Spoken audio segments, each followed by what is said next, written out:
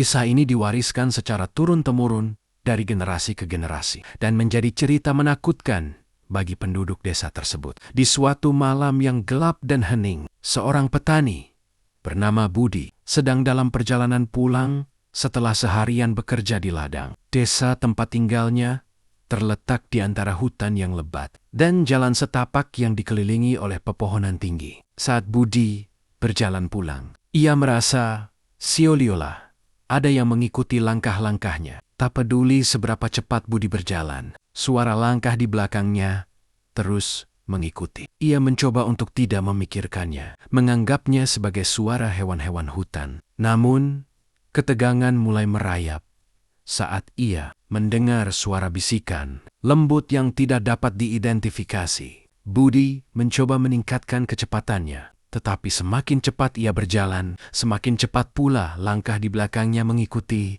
Suara bisikan semakin jelas, seolah-olah ada sesuatu yang mencoba berkomunikasi dengannya. Budi merasa bulu kuduknya berdiri, namun ia mencoba untuk tidak menunjukkan ketakutannya. Ketika ia hampir mencapai pemukiman desa, langkah-langkah di belakangnya menghilang tiba-tiba. Budi merasa lega, tetapi kelegaan itu segera berganti kebingungan saat ia melihat sosok bayangan di ujung jalan. Bayangan itu tampak seperti perempuan berpakaian putih dengan rambut panjang menutupi wajahnya. Budi untuk menghindari sosok itu dengan berjalan ke sisi jalan yang berlawanan, namun setiap kali ia berpindah, sosok itu juga bergerak, selalu berada di ujung pandangnya. Sosok itu tidak pernah berbicara, tetapi Budi merasa bahwa ada pesan yang ingin disampaikan. Dengan langkah ragu, Budi akhirnya mencoba berbicara dengan sosok itu. Ia bertanya, "Siapa kamu? Apa yang kamu inginkan?" Namun,